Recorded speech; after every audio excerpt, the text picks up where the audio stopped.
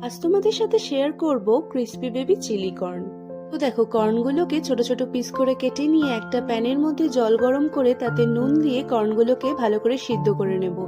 আর সেই সময় জোগাড় করেছিলাম পেঁয়াজ, রসুন, capsicum, tomato sauce, soya sauce আর লঙ্কার গুঁড়ো। দেখো, কর্নগুলো কি সুন্দর সেদ্ধ হয়ে গিয়েছে। এবার বাটিতে তুলে তার মধ্যে দেব আদা, রসুন, পেঁয়াজ বাটা, সয়া সস, তারপরে দেব লঙ্কার গুঁড়ো আর শেষে দেব কর্নফ্লাওয়ার। ভালো করে মেখে রাখবো। তারপরে প্যানে তেল গরম করে সেগুলোকে একের পর এক ছেড়ে নিয়ে ভালো করে ভেজে নিতে হবে লাল লাল করে।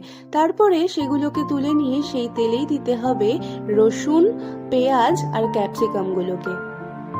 আর তারপরে দিয়ে দেব নুন। ভালো করে নাড়াচাড়া করে একটুখানি সিদ্ধ হয়ে এলে দিয়ে দেব টমেটো সস। তারপরে দিয়ে দেব কর্নগুলোকে, দিয়ে ভালো করে নাড়িয়ে নেব। আর তারপরেই তৈরি আমাদের ক্রিসপি বেবি কর্ন। তোমাদের কেমন লাগলো জানিও। টাটা।